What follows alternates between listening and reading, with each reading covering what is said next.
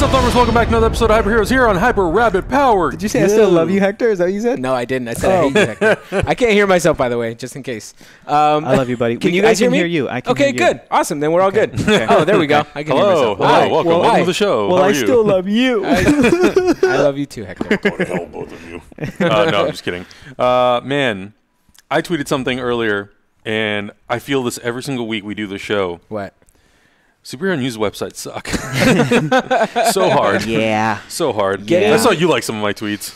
Yeah. They're frustrating. They're very frustrating. Yeah, I get that. We're Getting gonna proper news in this hemisphere of work that we do is tough. Like trying to find legit journalism. Yeah. I get frustrated too with some of the websites that you cited as like, well, I still go to here because we've talked about this before. Even when like the Hollywood Reporter, even when Variety puts news out that's related to this world, right, there'll still be stuff in there that I'm like, oh, wait, can we get an official word from DC or from Marvel or from, because I'm like, you can't just say this thing because it has these ramifications. Like this is, you know, without the context, what do you mean by that? Like, or because you strung together tweets that you think have some kind of connection. It's just like, the tweets don't always equal news. Yeah. So. Yeah, it's been frustrating. You know, we're going to talk about it. And we're going to talk about it later. It's not just superhero, but also like we can also extend that to what happened with Ghostbusters in the past week or two. Yeah. Like the sort of like little rumor mill that ends up becoming articles, and then you get a bunch of feedback, and then you have to follow up with that person, and then you even when Liam Neeson dropped that bomb about like him being and having racist thoughts, it blew up into a thing because that little interview was not enough context to like to talk about that issue. Like you got to expand on that. To flesh out what he wanted to say with what he was saying. And it feels like people don't really care about the context. They mostly care about like if it's the headline, then they'll read the headline and then they'll tweet about it. Outrage culture. And then I'll go into the article and I'm like, you completely misread this or misrepresented this with your tweet because you didn't read the whole thing. The headlines are for the clicks. Yeah. Exactly. I mean, that's all they want. It can be really, really frustrating. It's very frustrating. As a reader of that, as somebody who could even be working on that stuff, because I know there are people that are busting their ass to come out with like, here's reporting, and then their editor, their boss, their whatever will be like, listen, this is what the headline needs to be because of clicks, and it's like that's disingenuous. Don't do that. Especially with such a touchy subject. As racism. I'm a brown man. Like sexism, when I see things that are like that hit that sphere, I'm just like, don't mess around with it because you're diminishing like what it means and like the importance of all these things that you're talking about. Headlines can't have nuance. Right. And it's like you got to have nuance when you're talking about stuff like that. You got to just represent it correctly. That's the thing we're talking about at the end of the show. We are. Really ties into that, which is great. I was happy to see that in there, but.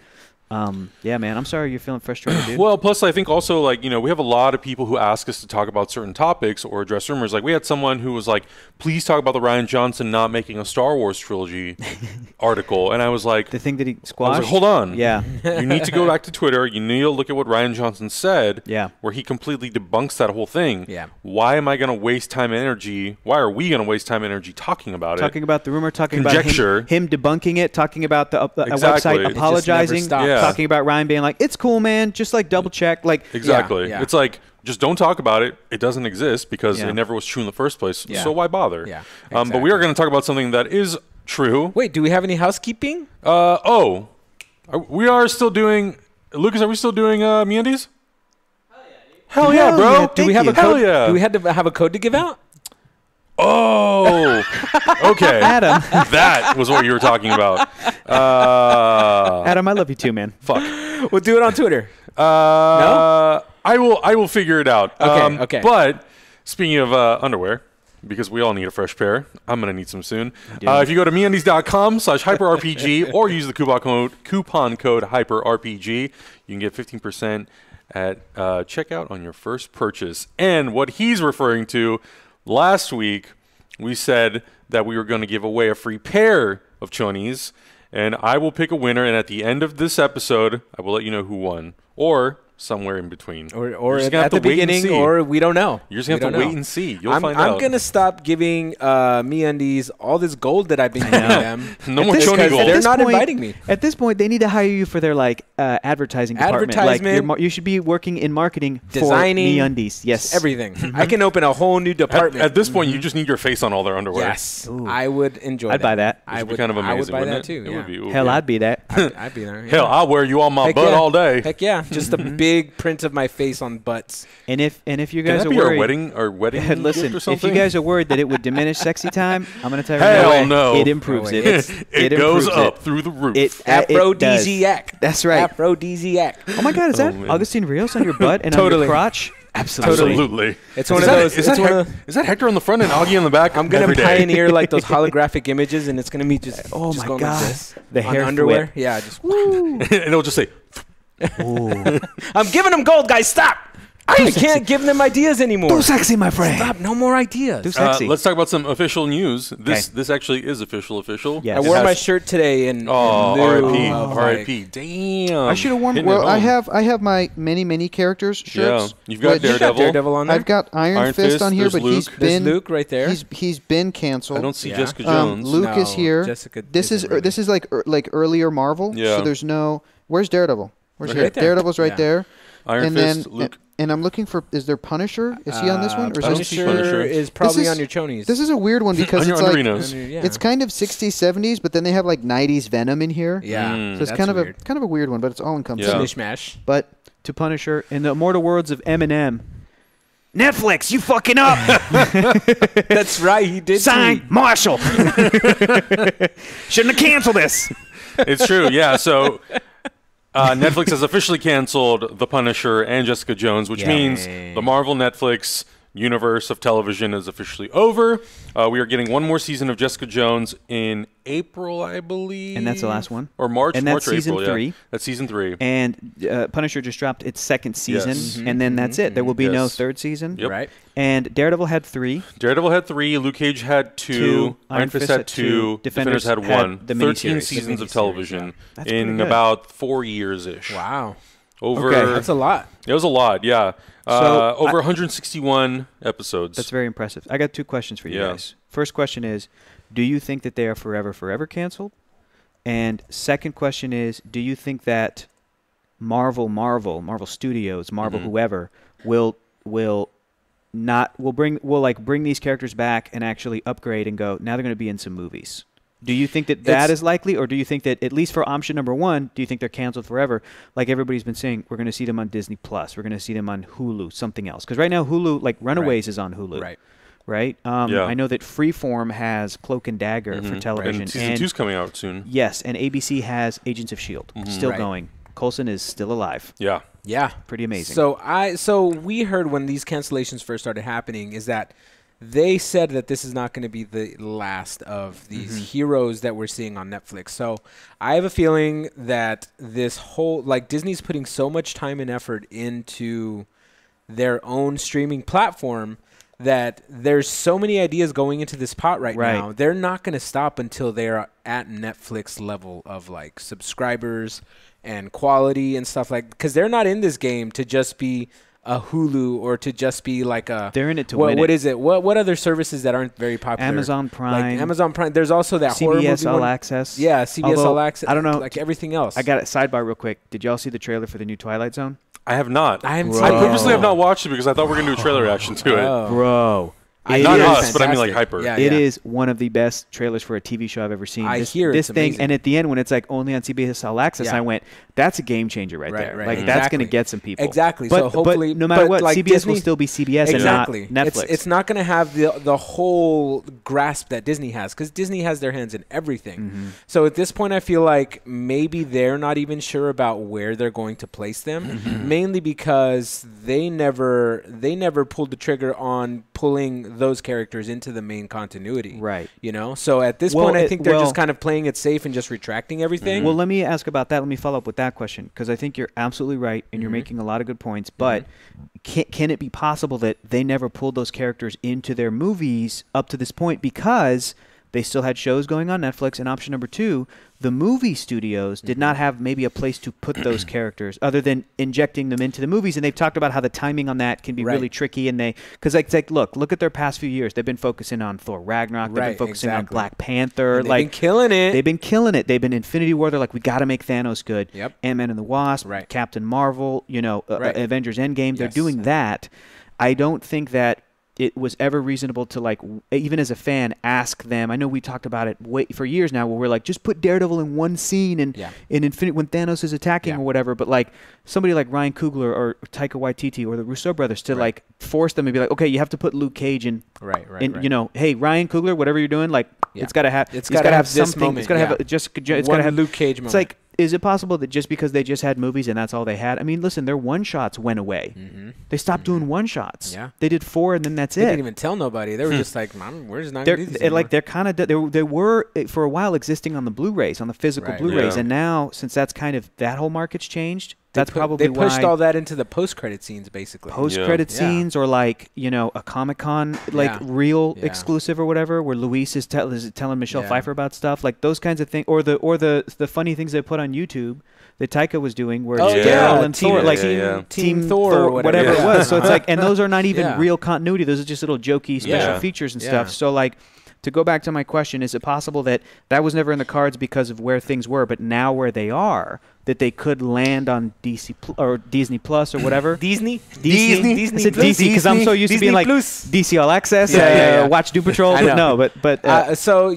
that also makes a lot of sense. Like if you think about everything that not only the studio has to balance its 10 years of movies, but also Kevin Feige has to balance as well, as well as maybe a studio that he doesn't have a lot of contact with, which is the Netflix stuff. And ABC TV, Yeah, we never really heard him interacting with him at all very much. So no, if anything, I think he purposely like separated himself from them. So maybe they didn't communicate, and they were like, well, we're just going to do this, Kevin, if you want to like maybe fuck with this, like we'll let you, but that the timing on these shows, I mean, even when we first heard of these shows, it was a bit of a shock, you know, when we first saw Daredevil, we were like, what, they're doing their own stuff on Netflix, which was cool. But even when that premiered, it always felt kind of like the side project, like the side thing, not necessarily where they were pumping all their time and energy. Because if you think about the first season of Daredevil, which we saw, it seemed very low budget. It was just a guy running around in sweats and a headband, you 2015, know? Yeah, exactly. So that left me wondering, like, are they going to put any time and effort into this, which luckily they did. But it's just in a weird place, dude, and it's hard to say. I think all these topics that we're bringing up kind of have some validity to it, but they could also be bullshit as well, obviously. But I feel like there's so many plates spinning to get this Disney streaming service going that there could be so many other reasons that these things are getting pulled. And I'm hoping that none of this stuff is in vain. I'm hoping that these actors and these characters get their dues in the long run. But I guess we won't know. And the production teams, like the crews of, because as much as I love like John Bernthal, and I'd love for like, or Vincent D'Onofrio, and for either one of those actors, or even Charlie Cox, to cameo in a Spidey movie. That's just that actor. You don't get to bring like the director's writing room, it's like just that everybody person that's on the Daredevil show. So like, you know, as a fan of this stuff, obviously I want it all. Like I want, you know, I want there to be love and care for the characters, like, in my opinion, Daredevil, Luke Cage, Jessica Jones, even sometimes Iron Fist. I'm talking, you know, Danny Rand from the comic books and Rand corporate. Like, I know I talked a lot of shit, but like he's part of the crew. Like they need to give him his dues as well. When it's him and Luke, you know, we've been saying too, like, just bring back heroes for hire. Like so Rand is viable in there. Plus Punisher. All of these characters I think are so good that they can hold a movie. Maybe not Rand on his own, but again, Danny and Luke can like be the star, and those actors, they're all the actors they got. The casting is phenomenal. For every Netflix show, I know we've said this before, there'll be certain actors where we're like, they're not so great, but like overall, their casts are pretty effing stellar. They got Carrie-Anne Moss, they got like, they got some incredible like directors and stuff too. But I'm saying, they have Mahershala on there, dude. I know, Dunk. That's amazing. God. That is amazing. Oscar nominated. So like Oscar winning. Oh my God, Alfred Woodard. Like so many people, but those actors specifically, those characters, I think that they deserve and could be easily in the movie level of like the MCU in a cameo capacity, in a starring capacity. If there was a Phase 4, Phase 5 Avengers, New Avengers, and it's Luke Cage and he's like leading the Avengers with, you know, Scarlet Witch and whatever, I'm like, that could work. Yeah, it could work. At the same time, like, if there's a world where with Disney Plus that Daredevil gets to come back for season 4. Right. Awesome, because everybody busted their ass and they made one of Netflix's highest rated and watched shows. So Netflix, it's like, and Daredevil season 3 came back hard. Yeah, so it's like hard. I would love for those productions as well to come back and want both. And also, if there's a way for this thing to be more like synergistic to where Daredevil season 4 that'll have a Tom Holland guest star in one episode, you know, like the way that would be way cool, right? The way they got Sam Jackson to be in the pilot of Agents of Shield and a couple episodes sprinkled throughout. It's like if there's like planning for them to like move stuff to a different world that allows them to be like you know, to call up Kevin Feige or whatever, like that stuff's all rad. It sucks because these cancellations are happening. I remember when like Iron Fist got canceled, it was kind of like, okay, but like the rest of them, they're like critically acclaimed for the most part. Like they're well rated, and then they had good viewings. And I think everybody's really savvy that like, okay, this is happening because of corporate stuff, not because like, hey, you did a show and it didn't work and failed. It's like it worked. No. It was good and it was working and people liked it, and it still got canceled. So it's like, also, there's something behind it. Yeah, and Kevin Feige has also talked about how. And obviously, these sort of plans and discussions and comments that they make, they always end up changing. But he has said that because the first 3 phases of the Marvel Cinematic Universe have gone so big, you can't really do that again for phases 4 through 6. Correct. You need to do something different. Correct. So I think there's an opportunity to do stuff that is maybe a little bit smaller, a little more contained. I agree. And I think you can bring back these characters, and I think you can bring them back to the big screen this time and do Heroes for Hire, or do like a team up of Jessica Jones and Daredevil, or like mix and match all these characters together and find, you know, what the biggest strengths and strengths are. I agree. Pair them up and make really cool movies. They can be lower budget. I think the biggest thing is the tone. Daredevil is very adult. Yes. It's very much geared more towards a more mature audience.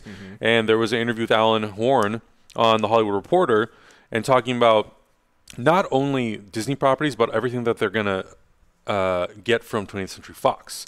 They obviously would never make a movie like Bohemian Rhapsody, and he talked about specifically because it features things like language, drug use, smoking, all that sort of stuff. So with these more adult-centric Netflix Marvel shows, what do? Do you put them on Disney Plus? But Disney Plus is also very much a reflection of the Disney brand. Yes, exactly. Then, like, where do you put these? Do they go to Hulu? If you make a movie, do you let it sort of absorb more of the tone and the aesthetic of the general Marvel Cinematic Universe? It kind of would have to if it were to exist as a movie. It would have to it's tough, but like, I'm not against the idea, and I only would want it done if they could really make it work without really stripping away what the Netflix show was. I think one of the best scenes in Daredevil was a scene between Daredevil and the Punisher on the roof talking about their ideals. Yes. I still want that sort of good writing and that intensity. That thematic content. Exactly. It's not necessarily violence and sex and cussing, but it's adult themes. Exactly. I would still want that. If they were to make Marvel Cinematic, MCU, Marvel Studios movies, I want that. I can do with a little bit less of like the violence and the cursing and the sexual like stuff, but I would still want the impact of what those shows were to be on paper. That's why, if I can jump in here for a second, I feel that the best thing, let's play some hypotheticals. The best thing that I think would work for these characters if they did hop over to movies is in more of a ensemble or cameo capacity. Because again, their shows and their televisions and their that format serves the tone better. And I wouldn't want to keep one of those characters away from that tone for too long. But I believe that Daredevil, I believe that Jessica Jones, Luke Cage, Iron Fist, Punisher, they can exist outside of that tone like a fish out of water for a little bit, right? Luke Cage can be on the Avengers. And remember, especially because Luke Cage like doesn't cuss because he says "Sweet Christmas," like, and I think Daredevil can again like not cuss and not beat the shit out of somebody in front of Peter Parker, but still like be a superhero for a minute. They can just like Marvel Comics, they blend in each other's worlds. There's been Marvel Comics where Punisher is like rated max, it's like hardcore, and then there's been even Punisher comics where it's like this is a more of a PG-13 in the mainstream Marvel universe. He's going to be interacting with other Marvel superhero characters, which is also he was on the Spider-Man animated series. Exactly. And he's a much more adult character than like Spider-Man. The thing I would point to is, here's what I would point to. I would point to Deadpool. I would point to Logan.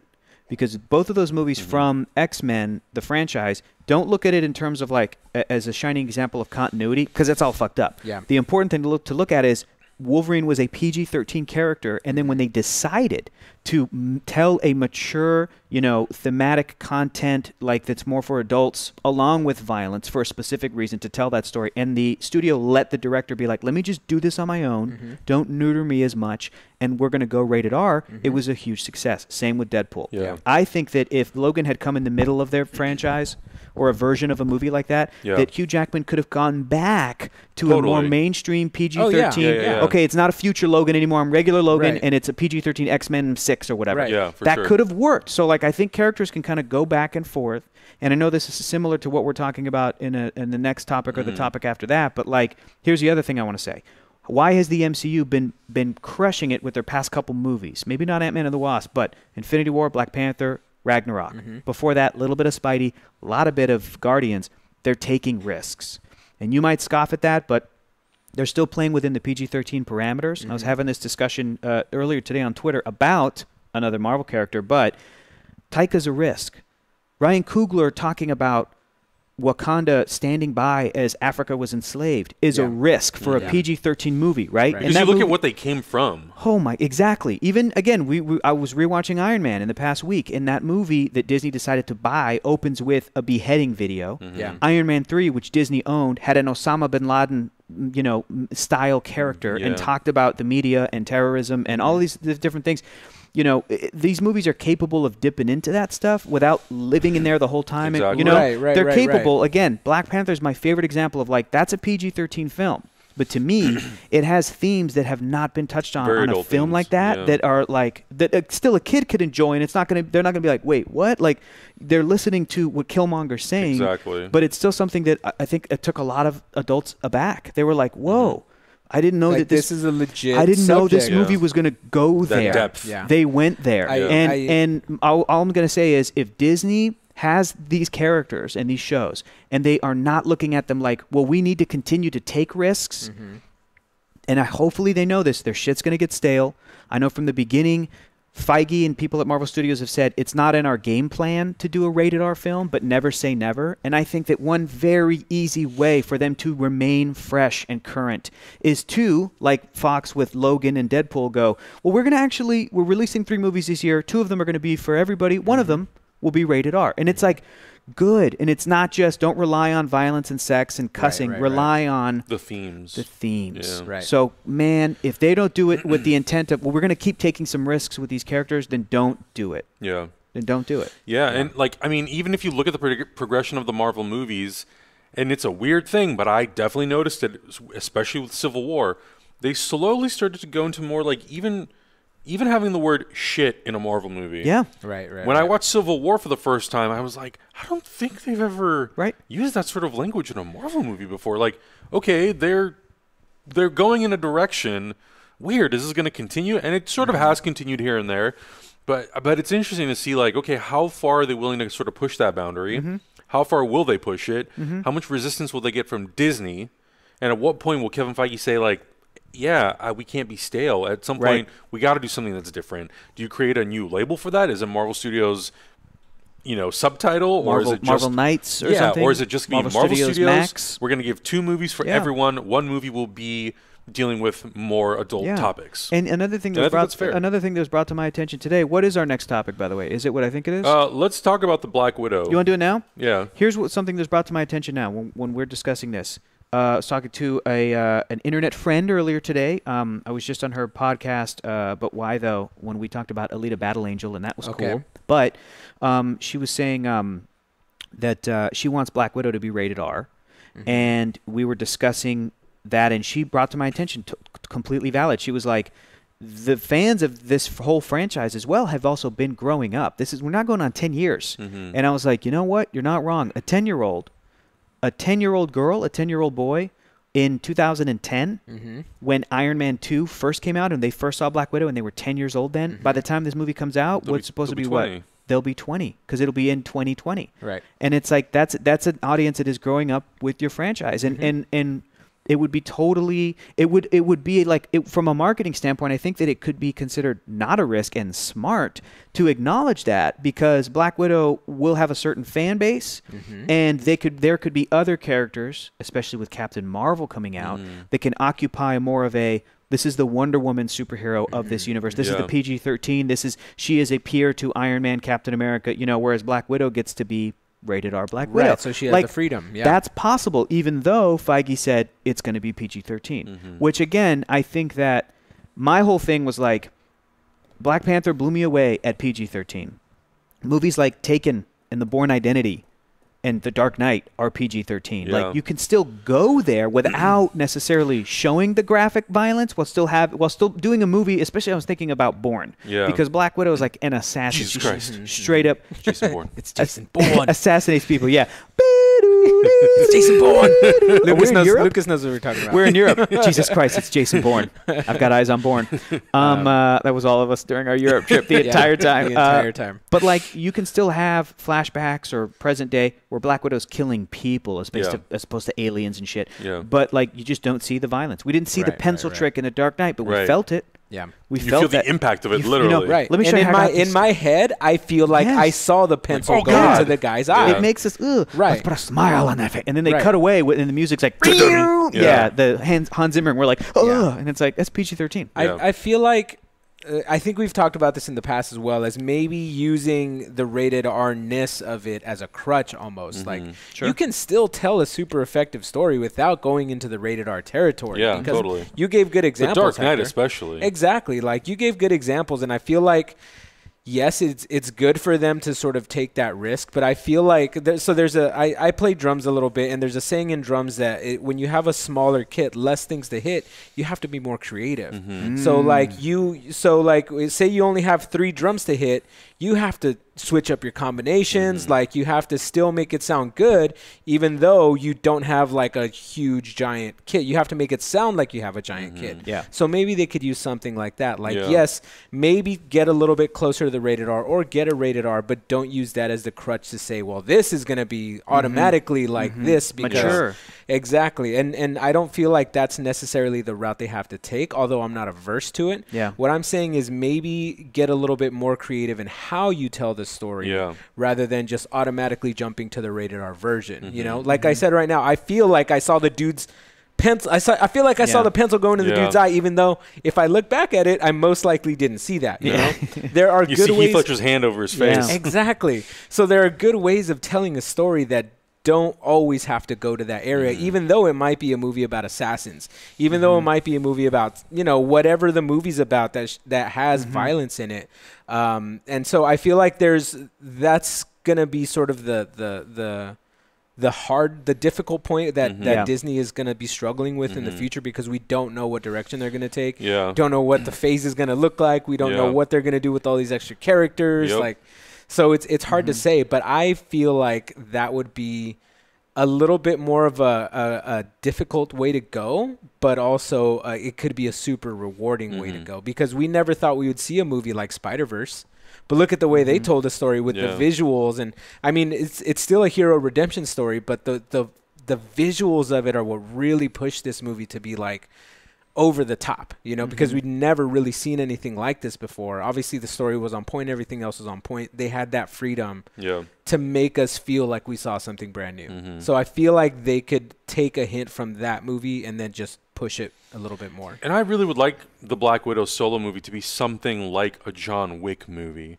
And John Wick is a very hard R, very hard R, because it's very violent. But I feel like you can take the ideas and concepts of the fighting style, the gun style, how like he clears. I think you can take that and you can say, okay, cool. How do we make this work with the MPAA so it's PG-13? Because I still want to, I don't want to see Black Widow in a solo Black Widow movie fighting aliens. I want to see her being a spy. A super spy. Not even a spy, a super spy. Somebody who could go up against John Wick. Exactly. That's what I want to see. And if there's such a concern about it being PG-13 because they can't show this, that, or the other, then I'm like, then don't do it. How do you make this movie then? Tell the story rather than worrying about, oh, there's a blood splatter behind that guy. I really want to see how she meets Clint, how she gets recruited into S.H.I.E.L.D., or even if it's not that, I just really want something that's different than what we've seen from Black Widow. I really liked her in The Winter Soldier. Right. I feel like that's the most she's really gone to shine as a character. Right. And I would like to see more of that, but I really want to see sort of how it all came to be. Or even just like a badass story with her. Yeah. You know, it doesn't even necessarily have to be like an origin story. No, because we've already seen parts of it. I mean, we've kind of explored it, and she's one of those characters who it's kind of like a Wolverine situation where we don't know what her past is. Like it's kind of ambiguous, and maybe it's all kind of in her head. You can explore little bits and pieces as the movie goes along, but you don't necessarily have to have everything spelled out. Exactly. And I wouldn't want that anyway, because I feel like you get into that point. It's kind of like sometimes when they go back, you know, when they've done other movies based on these characters' origins, and it's like a prequel to another series of movies, you just want another Han Solo situation. Yeah, you just start confusing the continuity, and it's like it's so unnecessary. Here's the thing I'm most excited about. Two things. Number one, I keep thinking about Bourne. In all seriousness, I love that trilogy for Black Widow. Because it has this European style of filmmaking. Absolutely. It's so gritty. It when you watch, it takes place in Prague. Yeah, man, you watch seriously like, and that's those are the kind of locations that like Black Widow has been, and that's her life. Absolutely. Especially when at one point they did reveal in the MCU that like. No. She's from Russia. You know, that's straight Russian. That's very similar to her comic book origin, other than the fact that she might not have been born in 1920 or whatever. Right. Like she's still that person. Although we don't know what's going to happen because I just keep going back to Bourne, that style of filmmaking, that European flavor. You know, she comes from Eastern Europe. She comes from Russia. She comes from that world. And I keep going back to the fact that she that Bourne didn't have his memory in that original movie and the Bourne Identity, and then all the skills and everything, and it was super impressive. And Black Widow can have some of that. We saw teeny flashes in Age of Ultron, but the other thing I keep coming back to, number two, is that they said that Winter Soldier's going to be in it, Bucky's going to be in it, and Bucky in the comic books have a long relationship dating back to the 50s, to like where she was like when she got to sort of her adult age, and Bucky with his little pieces of the Infinity Formula, and I think Fury may have been there too, like was offering it to her. And when he was like a Soviet agent, and she was like, okay, cool. And then that's when she started to sort of become immortal, like Fury and later Cap, and then, you know. But they've had like an on-again, off-again relationship where they were in love, and then he got put under as the Winter Soldier, and just like, you know, and then like a decade later he'd pop up brainwashed, and she'd see him, and it was this heartbreaking thing. And like there could be, for me, I kind of don't want to see, what is it, Budapest? You and I remember Budapest very differently. Don't want to see that. I know Coy Jandro, I think, was saying the same thing online. But like, if we saw some Winter Soldier flashbacks where it's like, you know, Bucky in the 80s when he gets activated, and that's when he interacts with Black Widow. Even though I think in the MCU they said Black Widow was young. They said she was born in the 80s. Yeah, I think she's supposed to be like Scarlett's age or a little bit older. But like, they might go back on that. We don't know. They also obscured Fury's birth date in case they ever wanted to be like, Nick Fury is old enough to be active during World War II, and you just didn't see him. And then the last thing is with the whole R-rated, not R-rated thing, like I think there's a version of Widow that could be great if it was R-rated, but I do kind of appreciate and almost prefer the consistency. She's been in the PG-13 world the entire time up to this point. Right. Now, the question is, Disney getting the Netflix stuff and Deadpool, and I really want them to do Deadpool 3, it's like that's the one where you better not change that to PG-13 if that's your plan. Like that's the one that I'd rather be like, nope, this is going to be our first rated R MCU movie. It's Deadpool, and everyone would be like, oh my God, that's so smart. That's the best way to do it. That's the best way to keep that train going and capitalize on it and incorporate it into what you've already established. But if you want to do Black Widow PG-13, at least it's consistent. Sure, fine. Yeah, I don't disagree. I agree with that as well. So I feel like. I don't know, man. It's like I said before. It's just it's a tightrope that they're walking right now. Yeah. It could go in either direction. It's possible. You know what else I wanted to bring up? Animation-wise, you're talking about animation. Incredibles is rated PG, and Incredibles 2. But Incredibles had this moment where Elastigirl's in the plane, and she's like, abort, abort. And she has one of these things, abort, abort, because her kids are on the plane. And that sequence is like not...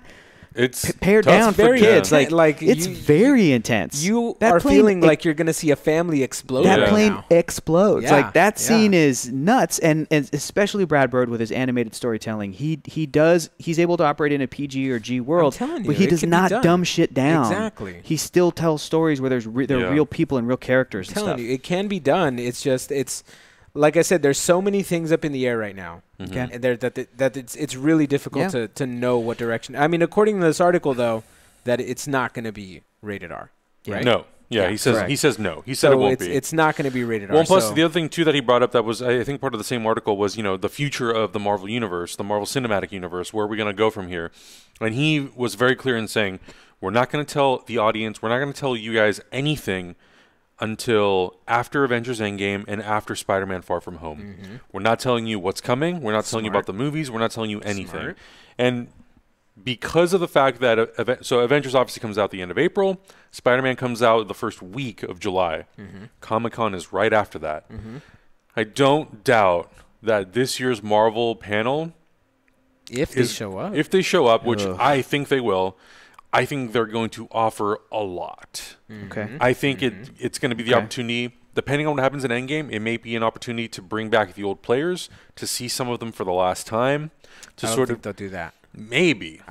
The reason I don't think they'll do that is because I have a feeling that we're going to get some kind of wrap-up in Endgame and maybe a little bit in Captain Marvel too, where we're going to be so looking forward to what's happening next that we're just going to be like, move on, dudes. Like, let's see what's happening. I have a feeling it's going to be almost like an Apple keynote speech in which, like, check it out, guys. We got voice talking, like, like whatever new things they introduce. So I have a feeling that it's from this point on, it's just going to be looking forward. Maybe they'll have a panel not in Hall. Well, I guess it'll have to be in Hall H, but like a separate kind of thing in which they might bring back some other people. I wouldn't be surprised if they recapped the first 3 phases. Maybe talk quickly. About the impact. Maybe quickly. And then reveal, cool, these are the next 4 movies we're doing. And confirm that we are doing Black Widow. Right. We are doing the Eternals. Right. We are doing Doctor Strange and Black Panther. Yeah. Sure.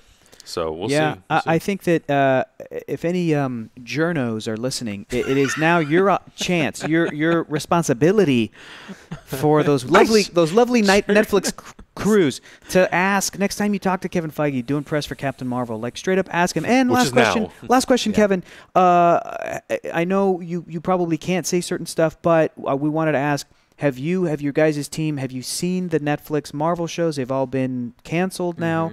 Have you seen them? How do you feel about them? How do you feel about them being a part of the Marvel Cinematic Universe? And have you guys had any talks about, being fans of those characters, using those characters, incorporating those characters? Just to because I want to hear Kevin Feige address that. Because I know however he's going to address it is going to be like, oh, okay. Like, he could shit on my front lawn, but he could address it in a way where I was like, Kevin's got a point. Okay, let's wait and see. He needed to leave it there, so... He said he needed to leave it there, and, He said he'd be back to pick it up. Yeah, it's been 2 weeks, but, they always come through on what they say they set up. Other than Inhumans, they always come through, but that was taken from them.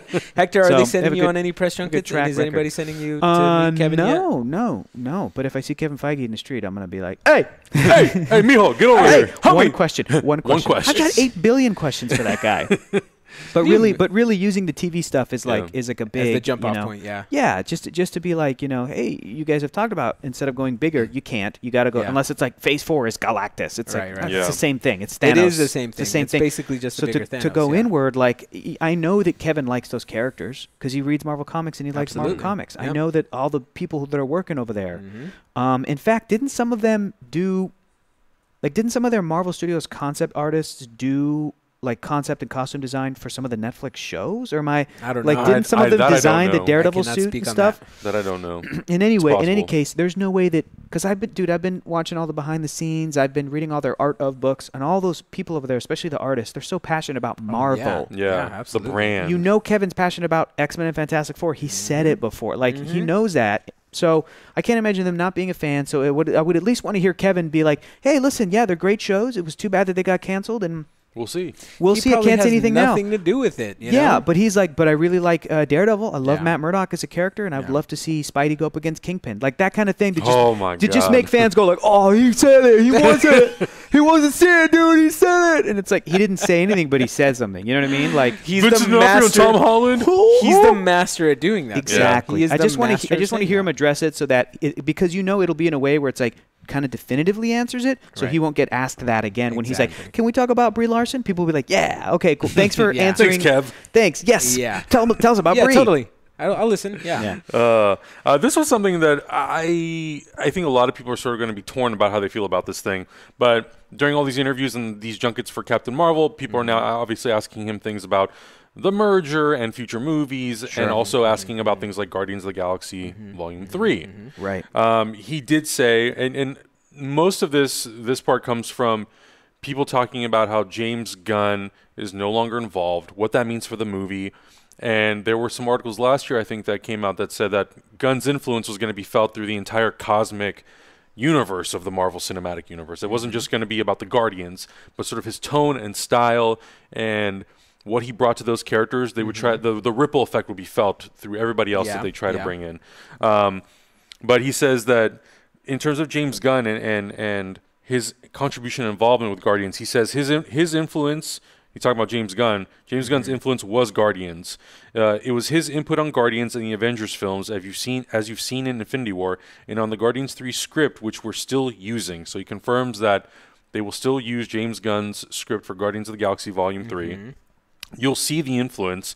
And then he says, I think online, sort of the notion of, quote, architect across multiple cosmic things was slightly blown out of proportion. So he's basically saying that, like, the James Gunn influence will still be felt in Guardians. We're still using his script. You will probably feel an influence of what his contribution was to the cosmic realm of the MCU. Right. But then there's also directors like Taika, who did Thor Ragnarok. Right. Yeah. That influence will probably be felt. Yeah, so I think you're going to see like a mishmash of all these influences. What they're calling it, too, is also kind of a very comic booky term that can mean anything. Really, it's all about what you project onto it. Yeah, the architect across multiple cosmic things. Yeah, very ambiguous. So I think it's because just at that point you're assuming like, oh, cool. So James Gunn's going to be like the Godfather of the cosmic universe, right? Like what exactly does that mean? He kind of is. Yeah, he is for that little pocket that the Guardians live in. Yeah. You know, but there's also like we can't. You'd be shooting yourself in the foot if you're saying that anything that has to do with cosmic things, which is maybe what they're talking about or not, we don't know. Maybe just that pocket of the cosmic, maybe other things. But it's just going to center around the ideas that James Gunn has. And that's kind of invalidating like what other people might be able to bring to that, you know? Like I hate that James Gunn was fired. Like I really don't like it. But it's also kind of like crapping on people who are going to come in the future. Like, well, it could have only been James Gunn. Sorry. Anybody else? Sorry. Like, it's not going to work. We don't know that. You're not wrong. Yeah. We don't know that at all. Because what Taika brought to Thor Ragnarok was incredible. Nobody expected that shit. Yeah. Ryan Coogler, nobody expected that shit. Think about all the people who are huge fans like us. Like, Adam, what would you do if you got your hands on a script like that? And they were like, Adam, direct a Guardians movie, homie. Oh my God! Well, Guardians, I wouldn't even know where to start. Exactly, but still, God, like, man. You would pull influences from Taika. If it was a character Taika. that I was like super passionate about, like legit, think about it. If somebody said you're gonna take over a cosmic Marvel entity, what would you do? You would look at James Gunn, but you would also look at Taika, and you would also look at Ryan Coogler, but then you would also look at everything beforehand and say, we need everything to kind of fit in this universe, but I also want to tell a story. And non-Marvel stuff, too. Exactly. Well, I mean, just anything, really. Like anything that's sci-fi fantasy, I'd be like, great, what would influence? I'm sure you'd be looking at Donner Superman. Like, you'd be looking at everything, Star Wars, everything, because there's so much that influences your fandom in the way that you would tell a story.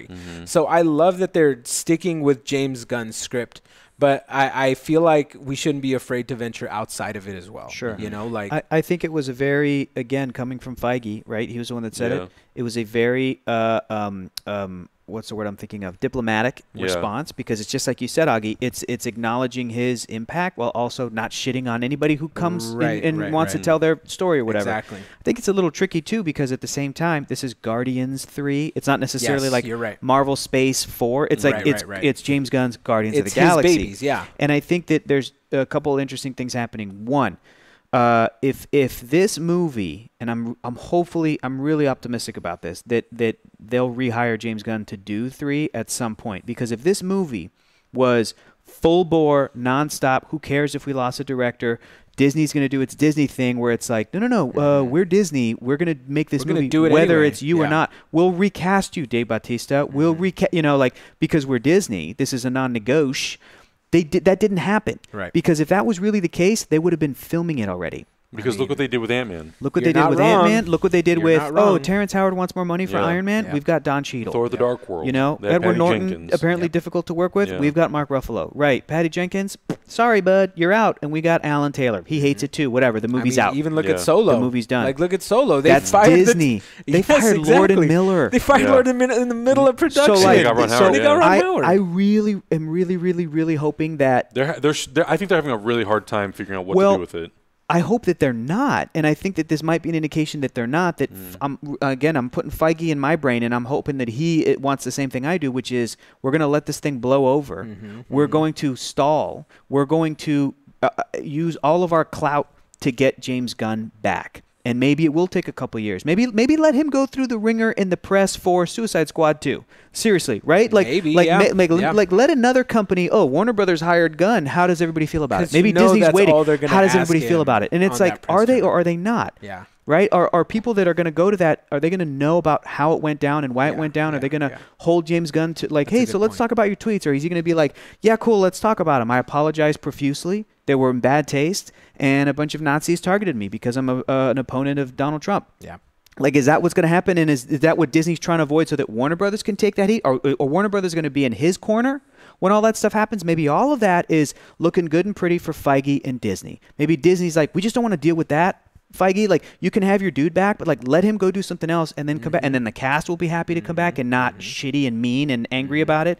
You guys won't have, second thing that's happening, none of the directors are taking it. Apparently nobody wants it. That was the news. Really? Like, nobody wants it? That was the news. Taika officially was like, I'm not going to do Guardians 3. That's James's movie. I don't know if anybody asked him or if he was just like, no, I'm going to preemptively be like, that's James's movie. I feel like every director might feel the same way. So it's like all of those factors to me in my brain are going, Feige knows exactly what he wants to do. There's an opportunity. Be patient, because in the movie world, waiting is a couple of years. Yeah, it goes by so waiting quick is now. 2-3. You know what I'm saying? It goes by so fast as soon as now. he's done doing the press for the premiere of Suicide Squad, Marvel can just be like, James, we're ready, baby. Like, Disney's changed their mind. You can come back or whatever. Just kidding.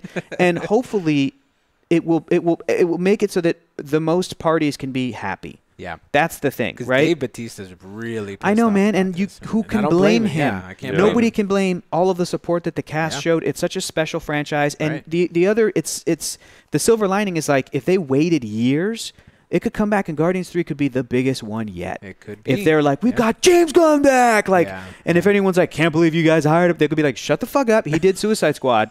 And everybody now knows it's bullshit. Like, stop. That's not what we're talking about. James Gunn brought it back. We're standing by him, and we made a mistake, and that shouldn't have happened. And now we're going to move forward. I hope, or again, we've talked about it.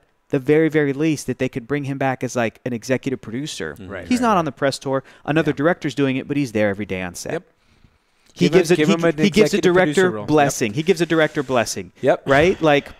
Yeah, I mean, he could even be on set and just be like, "I'm the executive producer," and him and the director are always talking. Hashing it out, but he's just, there's a lot of possibilities that, to me, I just don't see it as not being an option later. Especially, like I'm saying, I keep going back to like, if it was never going to happen, they would have been filming this fucker already. Yeah. Like, they're not filming it. They would have replaced him, got a new director, all that stuff. They weren't trying to. They weren't trying to meet a date. Because they didn't announce, or if they did announce it, they pulled it. Yeah, which is crazy. I forget. It was supposed to be 2019, 2020. I think it was this year or sometime early next year. Crazy. So see, if to me that's Kevin Feige actually throwing his weight around and being like, how much money have I made you? Yeah. Let me keep this guy, otherwise this thing will not work. Yeah, I have a feeling. I have a feeling also that you're right, Hector, that they're waiting this out, but also the conversation on Twitter is kind of a little bit out of control when it comes to all this like outrage culture type, like people just coming out of the woodworks and people getting fired for tweets that they already apologized for. Like that was the headline. It's the headline. That was the headline. It's kind of what we were talking about earlier. I have a feeling that there will be a shift, maybe in the next couple of years. We don't know, where like people won't take Twitter so seriously anymore, or like something's gonna happen in which like you can't. I don't know. There's going to be some kind of a recognition in which, like, maybe they'll have it in a contract clause or something to say, hey, we reviewed your tweets. We think they're okay. If anything comes up in the future, don't worry about that because we saw it already. Like, we know you apologize. It's cool. Dude, that's not a bad idea. You know, like, because Disney vets everybody. They knew about those tweets beforehand. Well, and that was interesting. So that article with Alan Horn, he talks about that. Right. And THR asked him, they said, like, do you do background checks on your directors? And he's like, we don't. And the only thing he really said to expand on that was like, just be careful what you say because it's out there. And I'm like, exactly. All right. Right. Okay. That's frustrating too, because to me, that opens it up to, as soon as James Gunn was taken out effectively, there was that whole little shitty section of the internet that was like, yeah, we got one. Let's go for somebody else. Exactly. The second that Sarah Silverman says something passionately opposed to Trump or any of his administration policies, people will be like, Disney, I can't believe this foul mouth. She's the voice of Vanellope. And it's like, Disney, you guys know who you hired. Exactly. And you cannot let people that fake outrage determine who you guys hire or not. Yeah, Patton Oswalt's a filthy motherfucker, and he's the voice of Remy in Ratatouille. Yep. James Woods, a huge piece of shit, and he apparently did the voice of Hades for a new Hercules Kingdom Hearts video game or whatever. And it's like somebody came after Patton, and Patton had to be like, hey, if you're going after me, you should definitely fire James Woods, the very politically active on the other side actor. If you don't like politics in your acting, why aren't you going after James Woods? He was a voice in the Disney thing. Fire him. Yep. Yeah. So you can't open that up. Yeah. So that's the thing. Like that might even be signifying the shift and like I hope so. Things happening. It was just the James Gunn thing. Unfortunately, got caught in a knee-jerk reaction. Yeah. Which is really what I feel like it was. And so I feel like right now they're starting to they sort of recognize that maybe that wasn't the best call to make. I hope but so. they're going to stick with their decision no matter what. But I feel like from this point on, they're probably hiring people to vet these people's, like whoever they're bringing on in a big directing, like maybe like somebody who's out in public is going to be a face of one of the movies. Yeah. Maybe not actors, but like directors, Maybe, on that side of things. I mean, it happens to us. We're nobody. People People screenshot my tweets, and I'm like, you're sick. Why are you screenshotting my tweets? What folder do you have on your iPhone that says I hate Adam. Blackmail. I hate that happened. Let me tell you this. What the fuck that is happened wrong with you? a week ago when Pixar's Twitter account posted a quote from somebody, and they put out a for your consideration, Incredibles 2 for Best Picture, because that's their movie this year that's nominated for Best Picture at the Academy Awards. And they were meme blasted with everybody just putting gifs of Spider-Verse. Everybody. And I saw that, and I'm like, Spider-Verse is my favorite movie last year. Yeah. I think this is shitty to do. Do you know why? Because I had been spending the week prior watching Incredibles 2, all the special features, all of the featurettes that are on the animators on that film. Fuck John Lasseter for a second. I don't give a shit about him. I'm not trying to protect corporate Disney. Right. But I know that there are animators that live and breathe in this town that are raising families, working on that movie, spending hours and hours and hours of their lives to put out a quality product that if Spider-Verse didn't exist, I would be rooting for Incredibles 2. I thought it was fantastic. Absolutely. And because I love that film, but also love Spider-Verse, and I saw all of those memes, and everyone's like, this is hilarious. I'm like, look, man, if there are any of these Pixar artists on Twitter, they probably follow the Pixar account because that's where they work. They, that's their company. That's their, like, I follow Nerdist and I follow Hyper RPG on Twitter. That's our job. They're probably going to see people spamming this response to Incredibles 2 is subversive and did this and did that. They're highlighting Incredibles 2 features like 4 or 5 prominent female characters. That's pretty cool. And they're all different in personality and background and stuff. That's pretty cool. Spanning Spider-Verse, spamming that, these artists are going to see that and go, well, yeah, man. Fuck. Okay, that's what people are going to take to a Pixar post being like, we think Incredibles 2 is good. They're not shitting on Spider-Verse. Right? And I was frustrated at that, and I'm telling people like, hey man, I love this movie too. No reason to be an asshole. And there were that's people. That's what it boils down to. That's what it boils down to. And there were people being like, you're defending John Lasseter, you're defending a huge corporation, and there was one guy that took screenshots of my things because I was like, don't be an asshole. Yeah. And this kid was so offended, he was literally tagging every company that I listed in my Twitter bio that I work for, including 500 Greatest Films podcast. He was trying to get me fired from your podcast that I run. And Keller jumped in as the accountant. He goes, "You're right. Hector, you're fired." Keller, like, God damn you, Keller! And I'm like, how dare you fire him? I responded to this guy. I go, you were so offended at my suggestion that you don't be a dick to people that you try to eliminate my income in my life. Yeah. You went straight to, I'm going to get this guy fired from these companies and he's going to be out on the street. Like, why the fuck would you do that to somebody? Why would you do that? It's somebody, again, who I'm not spouting racist, sexist ideology. I'm not, do you know what I mean? Right. I'm not being like, build the wall, Mexicans are dirty. I'm saying be nice to animators that are probably going to see this. Yeah. Love Spider-Verse, root for that if you want it to win the Oscar. And don't talk shit Love about Incredibles if you want. Yeah. And I had a person that I follow as well that she jumped in. She goes, yeah, I worked on both of these movies. I worked on marketing for both. And it's a real bummer to see everybody shitting on Incredibles. Like, I love them both. I also love Spider-Verse. And it's like, you know, does it matter who we're rooting for the Oscar? No. A bunch of people who worked on Incredibles might have seen Spider-Verse and gone, that should win the Oscar. Yep. That still doesn't mean we can be assholes. And people are like, well, we're not being jerks. We're just, it's a meme. And I'm like, the joke is, Pixar goes, for your consideration, Best Picture. And everyone's like, that shouldn't win Best Picture. This should. That was a joke. That's what it boiled down to. That's, you know, with the GIF and the fact that everybody piled on meant that it was like a pile-on fuck you. And I was like, dude, I just spent a day watching these animators that were like, I can't believe I got to work on Frozone. I grew up watching the first one and I'm doing this and I had to spend time away from my family and I love this movie. But it was worth it and like all, all this working stuff. with Brad Bird's incredible. And you know what else I really loved? That again frustrates me is that I listen to the commentary. Oh, it's great with the animators? Because people were going, well, Brad Bird doesn't need a win. And I'm like, you're not wrong. He'll do fine. Right. So will Lord and Miller. Like, they're going to be fine. Yeah. But in the commentary track for Incredibles 2, it opens with Brad Bird, and he goes, you know, I don't need to do this. I'm going to hand it off to the heads of my department and animators for the whole movie. And I was like, this is great. That's amazing. Brad Bird did that. He stepped away. Because, again, he knows he doesn't need to be like, okay, now you're going to listen to me for 2 hours, talk about it. He's like, I did this. I've done it multiple times. Yeah. So, like, he loves his teams and stuff. And I was just so impassioned by it. But it was so crazy that kid was, like, trying to get me fired. From everything. Hopefully there are... Oh, Hector, I have a pink slip for you. God damn it.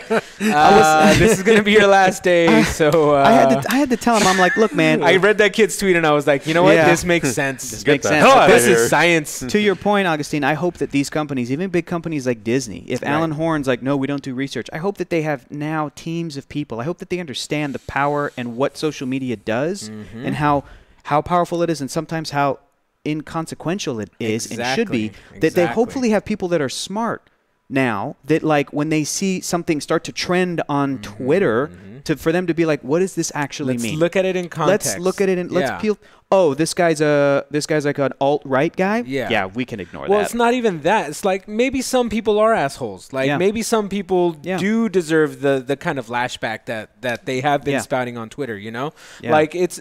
If somebody's being an asshole, call them out. But at the same time, don't give into this fake outrage kind of like one person decides he's having a bad day and tries to get you fired from everything you know. Just because it's never in good faith, it's always in bad faith. It's that argument from that side. The only reason they targeted Gunn is because, you know, you can absolutely be offended by what he said. Absolutely. Right. I'm just asking for consistency across the board. Exactly. And those same people that were targeting him are not going to target others. Exactly. Those same people will see something that Ann Coulter says that is vile, that is subhuman. They'll be like, oh, that's a good one. So it's not in good faith. Yeah. Right? It's not in good faith. No. You know, people were calling for a DC Comics writer, you know, rightfully to, like, be pulled off of his project because he ended up being like a sexual abuser, somebody who was sexually assaulting people. Right. Then somebody on their side does the same thing and they don't, do you know what I mean? And they don't call that out. They don't, you know, because a lot of those times those groups, that mom mentality, they don't actually care about the safety of women. They don't actually care about, you know, the children. Well, someone think of the children like Helen Lovejoy. They don't They don't do that because there are also people over here doing it, and it's like y'all aren't going for them. It's always it's political. Yeah. It's like we got one from their side. Dude. It's straight up tribalism. Hopefully Disney, like, it blows my mind that huge companies like this don't have, like, straight up social media departments. Well, it's so new as well. Like this, like, I could have never, if you told me as a kid that this type of stuff was going to happen, first of all, I would have never comprehended it. Yeah. Second of all, like, I don't think people who are in those higher up positions, they're of the older generation. A lot of them probably don't understand what's going on, and they don't have social media accounts. Right, exactly. Like in my line of work where I work now, I work with people of an older generation. Yeah. they don't know what the hell's going on as far as like technology and like implementing new things goes. So it's like pulling teeth trying to get people to understand certain things. Yeah. And so I have a feeling that there's that generational gap that's going to disappear. Like eventually people our age are going to be in those positions that those people are in now. But then we might be thrown by some new thing. But that's we don't know that. That hopefully there'll be young people telling us like, "Oh, you should listen to this," or "Don't pay attention to this." It'll be like, I have a feeling though that as our generation grew up with the internet, we have adapted. Sure. Like an older generation didn't necessarily have to adapt to new things. We're kind of lucky because we were born in the middle of it. Yeah. We're very lucky. We were born in before the internet. Before the internet, and we're gonna live through the infancy of the internet, and now like we're in a place where the internet people are realizing what kind of power it has. And so yes, there are going to be new things, but I have a feeling that our generation is going to be able to adapt to these kind of things. Like maybe one day we'll be out of tune with it, maybe. But at the same time, I feel like as an older person, I feel like I hopefully will still be able to grasp new concepts at least, and not give in, like having gone through this whole Twitter is a weapon at this point. I don't think you're getting to the point where you're like, I don't want to learn this, it's too overwhelming. You'll be like, new technology? I'll be like, new technology, let me know what's going on. Telling my mom about Facebook, and it's like my mom would have no context. Right. But when Facebook came out, I know this happened to every single one of us. Somebody was like, Facebook, and we're like, what's that? And they're like, oh, it's like MySpace. We're like, I got it. Exactly. Because we haven't. But if you tell your mom, oh, it's Facebook, oh, it's like MySpace, Mom, and she's like, huh? Yeah. What's your room? Yeah. What are you talking about? Your space. You got. So it's stuff like that. Like sure. it's a whole context, it's a generational gap that I've been noticing that the older generation doesn't necessarily have. Now keep in mind that one of the people where I work now, one of the oldest people who works there knows a lot more about technology than 90% of everybody else. So that's not to say, I don't want to blanket state that everybody is like oblivious to this, but no, because there are people who actually want to adapt and want to know. Exactly. And I don't want to like shit on people of an older generation because they definitely don't deserve to be shit on with technology and stuff. But I have a feeling that a lot of the bigwigs in movie production areas don't necessarily get it. Are that in tune with like the Twitterverse? I mean, that's why the industry has kind of been what it is for the last, I don't know, forever, however, not 100 years, because that would be unfair to say that they have not evolved at all. Right. But I think they've kind of been in a comfortable place for the last couple of decades, and they kind of feel like, oh, we're just going to keep doing business as usual. Exactly. And then you have things like Netflix, like Amazon come in, disrupt everything, and they're like, oh shit, we got to like start doing it. That's why when you look at somebody like Bob Iger, who's like, we need to make our own streaming platform too. Right. Like we need to keep up with all these other companies that are advancing technologically, and we need to embrace it. We need to bring other people on.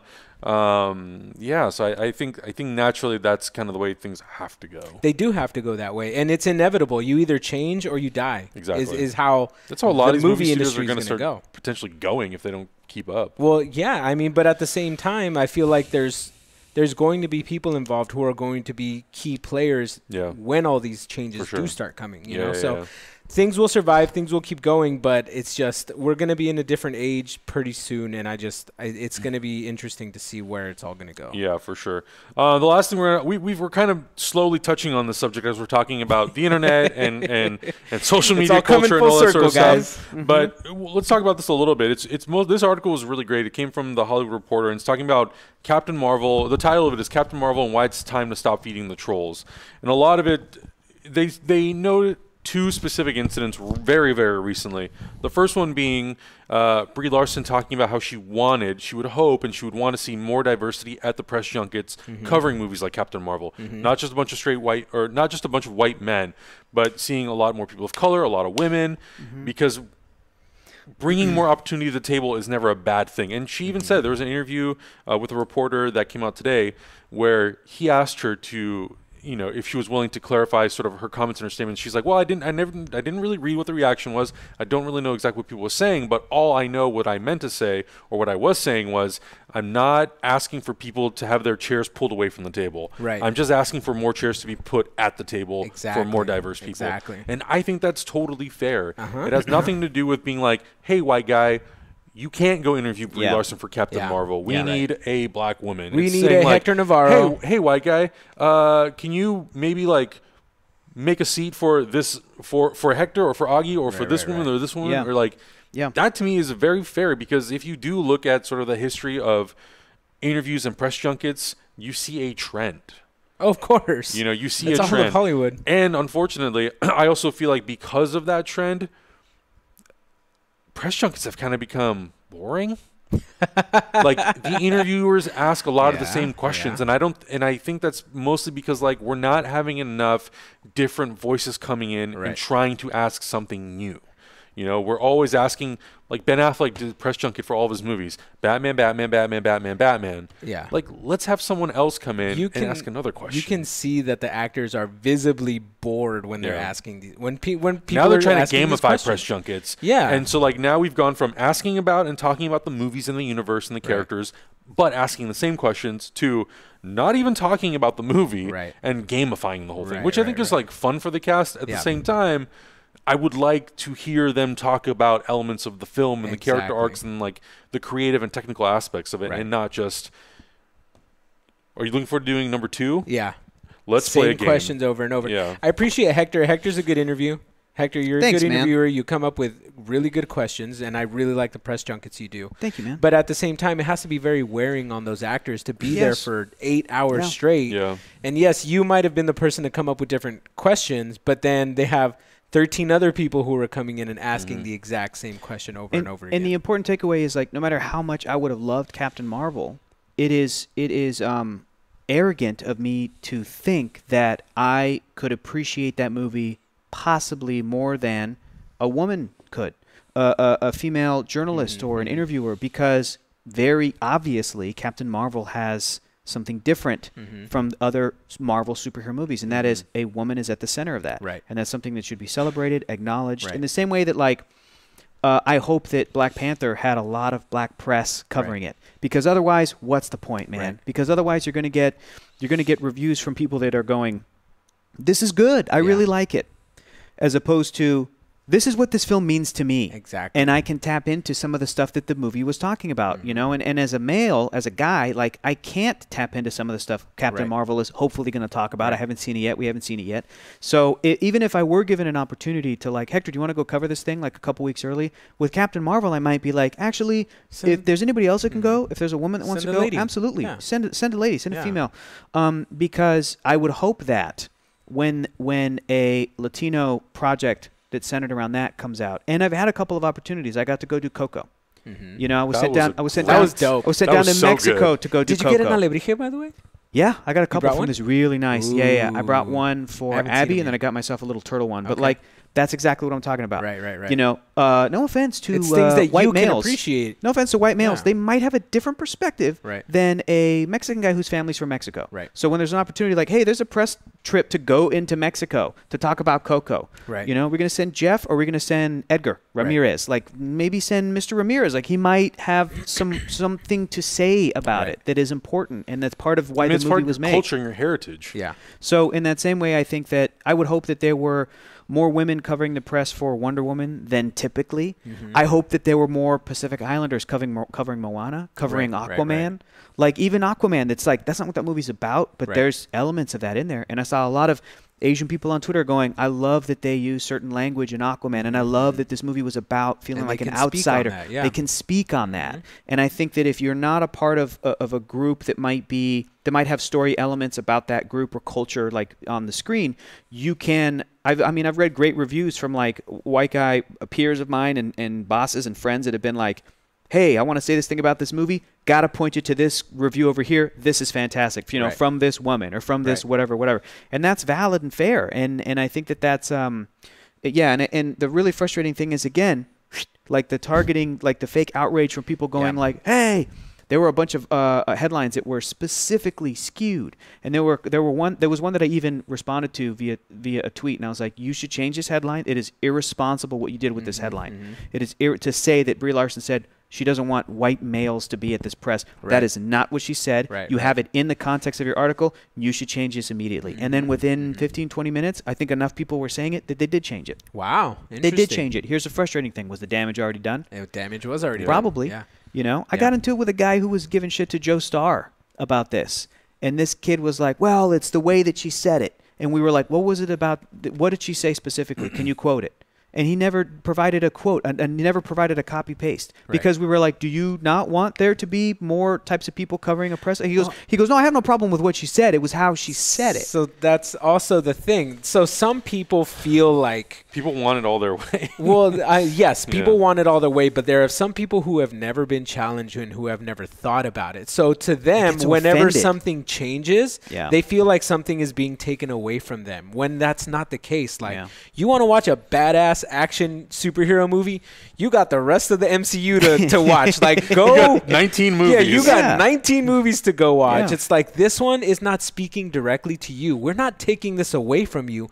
We're adding something to the story. And you can still, but that's the thing. We're not excluding you. To some people, since they've never been challenged before, they see it as like, oh, that's not mine. Give it to me. Like, speak to me, because they've never had anything that didn't speak to them. You know, so that's part of the reason why some people act that way, which I understand. Like, there are things that I get possessive with in our superhero universe, and when they don't go the way I expect them to be, then I'm just like, okay, cool. You know, like, that didn't go how I was supposed to go, but that's just how I act. When people who aren't necessarily challenged that way, have never thought about it critically, might have a whole different way of thinking about things. And that's, I think us approaching it in like the way that you did, Hector, by saying, hey, you know, like, this article, even though the damage was already done, the fact that they went in and changed it is something. Like, it speaks to something. Maybe it clicked in somebody's head, but I feel like people are just not used to the fact that there are things that don't always speak to them. Yeah, and a bunch of dudes, they took this as an excuse to target and to try to discredit a movie that is obviously about feminism. Because they have reasons for not wanting that. Right, exactly. Everything you just listed. And they have reasons to keep up their sort of fake, you know, like every like their sort of fake persona of like, hey, here's the big conspiracy. There's a bunch of SJWs at Disney, and they're ruining your stuff. And then, you know, they know how to profit off of that. They know how to get followers off of that and clicks off of that. And so they took one little, what did Brie Larson say? She's a crazy feminist, running wild and check this crazy. Out. She's like, a crazy what lady. Did she say? She even brought up statistics. How could people be mad at this? It wasn't even like I just had this feeling. She was like, well, I talked to somebody who works at this university, and they agreed with these statistics that there was a skewing number in this, you know, in this demographic, and I wanted to try to include more of this people for the press. She was like, she went to an academic study, and people were still like, fuck you. She's fucking crazy, dog. She's crazy. Listen, I got no problem with feminism, but that's too feminist. It's like, how too equal? Somebody's asking for too much equality. Yeah, exactly. Too much equality. Too much. That's what I'm saying. Like, whenever somebody like it talks about something that doesn't belong to that one particular demographic, they feel like it's being taken away from them, and that's why people get upset. And I just I don't know how to change it. There's a bunch of dudes that are like, well, Captain Marvel's not for me, I guess I can't go see it. And they're bullshitting, but then again, Joe Starr and I were talking to this guy, and we were and Mundy was like, see it. Nick Mundy was like, are you going to go see it? And he goes, well, I have a ticket. I'm gonna. And he was like, then why are we even having this conversation? You have a ticket. You weren't on the fence enough. And then he asked Nick Mundy, aren't you going to see it? He's like, I haven't bought my ticket, but you have. Yeah. So it's not like they're blocking people at the door who have penises. Excuse it's just me, like, are you a man? No, Fuck do you off, have please. a penis? No, you have to leave now. No, they're not doing Yeah. that. This movie is trying to include everybody. And I think the headline for this one is Stop Feeding the Trolls is right. We're kind of making it seem like it's hundreds of thousands of people that are outraged. It's just people on Twitter. Just a few people. It's a few people with a big voice. What's the statistic? What's the percentage of people on Earth that are on Twitter? Oh, who knows? What is it? I don't know. I feel like it's like 2 to 3% or something. 4%. Look it up, Adam. Okay. It feels like sometimes it's 60% of Russia. With all of the troll farms. Yes, exactly. I doing my Iron Man deep dives, I found this GIF in the past week of Sam Rockwell from Iron Man 2, where he goes, "I don't speak Russian." When he yells that to Whiplash, when he yells it, and then like on the GIF, it's like, "I don't speak Russian," and it's like the American flag in Russian, and I'm like, I think somebody made this GIF just to respond to Russian bot farms. That would be amazing. And trolls that show up, where they're like, "Why is SJW ruining film? You're President Trump #1 all the way." Like, All right, Vlad. Okay, thanks. Yeah, Vlad. I believe it. Jesus. I've been on Twitter since 2009. I tweet 4 times. Also, Brie Larson talk too much. What do you think? Last Jedi, bad film. SJW, right? Kathleen Kennedy, SGW. Star Wars, Last Jedi, so bad. Send them to Russia. We take care of problem. But you're right. It's like these trolls. The thing that they're good at is just making a lot of noise, basically. Pretty much. So that the title is absolutely right, in which we have to stop giving in to these trolls, which is what we were speaking about earlier. The whole James Gunn situation. Like, if imagine if you would have been unfortunate enough to catch that heat, Hector, like, or you, Adam, like, not being able to be hired in Hollywood ever again because some guy brought up a tweet a while ago. It's just like, we have to stop giving this squeaky wheel in particular the oil. Like, we have to stop. Just let it fall off. Let it fall off, rot, and die. Stop giving these people attention because you know what they're baiting you into. That's why, honestly, like, I only interact with positive interactions on Twitter. Like, same. And even on, like, I stopped reading the YouTube comments altogether because there's nothing I can do about that. Yeah. And it's just like, I listen to a lot of other podcasts, and a guy like Joe Rogan, right? He never reads the comments, and he says that the one time that he did, 1 or 2 times he got in arguments with people, and he realizes how stupid it is to actually get into those kind of things because that person who you're arguing with has an agenda. Like, you're never going to change somebody's mind. Right. It's apparently to get you fired. Like, they really do goad you into, like, they've come after my mother. They've come after my girlfriend. They've come after my ethnicity, my race, just to specifically to be like, what are you going to say back so that they can screenshot it and be like, hey, 500 greatest films. Exactly. Guess what? Hey, Keller. Your employee said. Keller, your roommate said this. Sucks, but that's the thing, though. The best thing that we can do to try to avoid that is just say, hey, dude, cool, that's your opinion. Yeah. Bye. And just don't interact with I used to engage with it a lot, and I gave up. And I'm like, you know what? I'm not going to bother. It's a waste of my time. Yes, exactly. And I still have people who try to bait me into stuff all the time. Absolutely. And the first thing I do is I click on their profile, and I see if they're following me. Yeah. If they're not following me, then I'm like, I don't need to bother. Right. I'm not going to waste my time with you. Right. It's very rare that people who follow me have that, and if they do have an opposing opinion, they're constructive about it. Exactly. Yeah. Exactly. They come back and they're like, hey, we don't have to agree all the time. Exactly. I don't mind at all. I don't want 15,000 people agreeing with me all the time. Right. That's not the point why I feel like I have a Twitter. Right. I like having conversations about stuff. Exactly. But I like doing it in a respectful manner. So if like someone comes at me, I'm going to come back at you too. But if you're nice about it, I'm going to be nice about it. If you're an asshole, I'm gonna be an asshole, right? And there was someone who came at me about the merger we were talking about a couple weeks ago, and somebody responded to that to like a tweet in the thread and was like, "I can't believe you talk to someone like this." I'm like, this person's being a douchebag. Why am I gonna be nice? Oh, that happens all the time. No, you have a following. I also don't have to be nice to someone just because. We will always be held to a higher standard. And so many times I've told people to be like, oh, I didn't know you were gonna be an asshole, Hector, and it's like, if you're again clutching your pearls, really this concerned, why didn't you tell that to the guy who said to go fuck myself, like one message above me? Where are you on this guy? Well, that's just trolls be trolls. I'm like, you can make YouTube comments better if you spend your time doing that as opposed to coming after me for being like, Hector, I can't believe you said the same thing back to that person. It's like, this guy's literally right there. Where are you? He told me to fuck Where off. are you for that one? Yeah. Oh well. So I'm going to kind of change the narrative of what we're talking about right here, and just say a huge thank you to our community, because our community is really good actually. So I feel like we've accumulated people around us, not physically, but like our communities online, in which they will come out to like defend us and bat for us. That happened with the Twitter thing when people were like, you seem like a real piece of shit, like defending this corporate Pixar. You seem real fun at parties, bud. People had to jump in and be like, if you followed Hector, you would know he does love animation and he can take a joke, but like he's trying to make a point here. Like if you follow, I've had that happen, and it's awesome. Absolutely, it's great. Yeah. So I feel like I want to give props to the community that we've cultivated here, and I feel very fortunate that like us three, we're homies, and I feel like that comes across to people, to like-minded people. Even our YouTube comments are like really nice. they're like 80 to 90%, which is really great. Super. Everyone's always excited. Everyone like loves the conversations we're having. Only every once in a while does it seem like we get an out of left field. And it's usually on a trailer. It's usually on a trailer reaction. Sure, which is like, why aren't you guys reacting to this correctly? And it's like, shut up. Right, and other people have come to bat where they're like, that's not how these guys do it. Watch their stuff. They're providing some insight. Yeah. If you don't like it, go somewhere else. Why are you coming?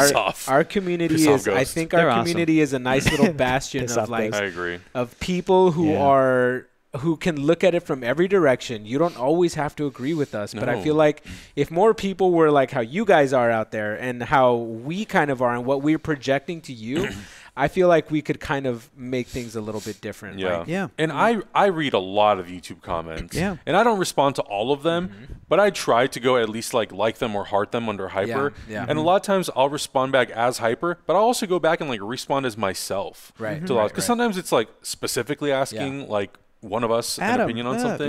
Yeah. So like I liked, and you're right.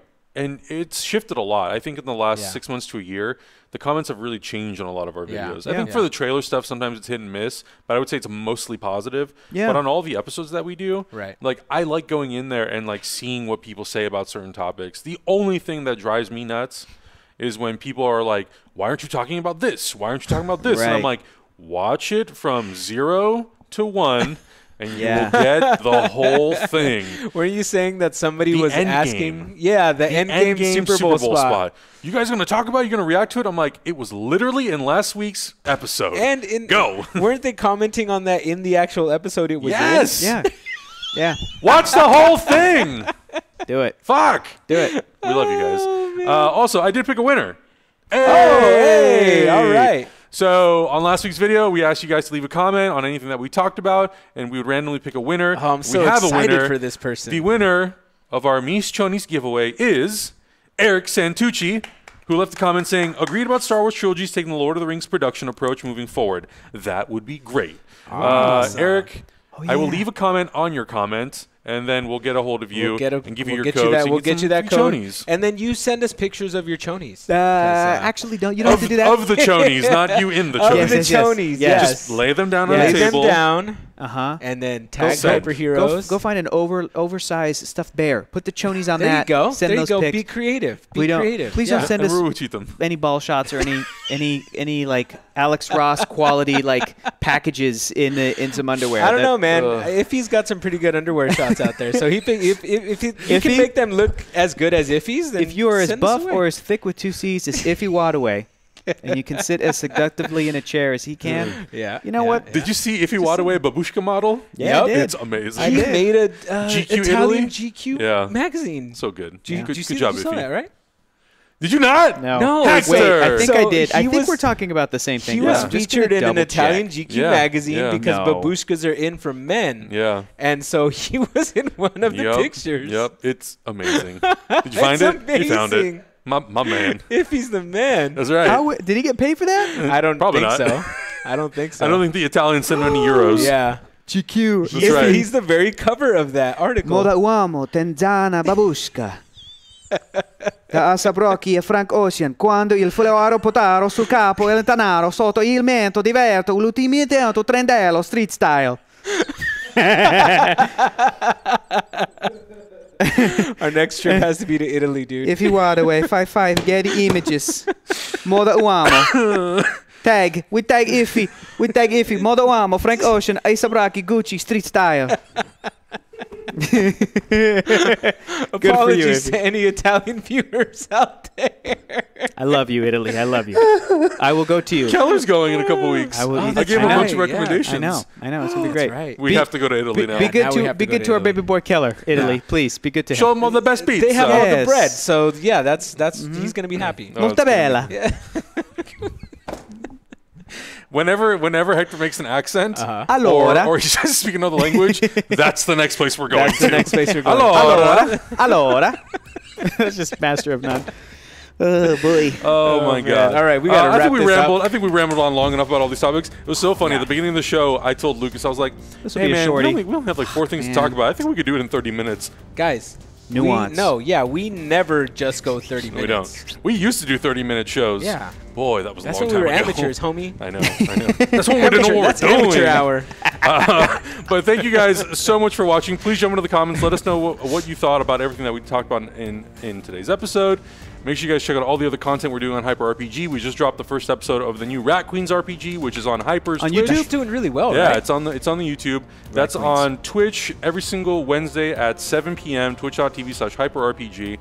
This weekend we're also doing a Hyperdrive, so check that out. Cool. We're doing stuff here all the time. We're premiering more shows in the coming future, and we're going to be revamping that Patreon real soon. And there's some really cool stuff. A lot of Invincible love. It's going to happen. In the meantime, subscribe, youtube.com/HyperRPG, or just click the subscribe. Make sure you hit that bell, and we'll see you guys in the next episode. Peace. Bye. Allora.